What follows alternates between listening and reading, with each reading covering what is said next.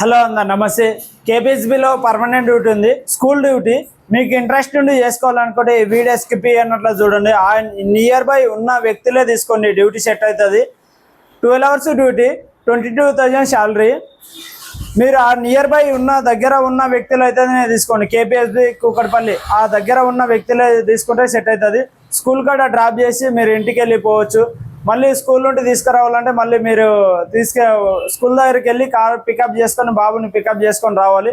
మీకు ఇంట్రెస్ట్ ఉండి చేసుకోవాలనుకుంటే మన ఆఫీస్కి విజిట్ కానీ. మినిమం సీనియర్ ఉండాలి. మినిమం 5 years నుండి 10 years పైన ఉన్నా కూడా పర్వాలేదు.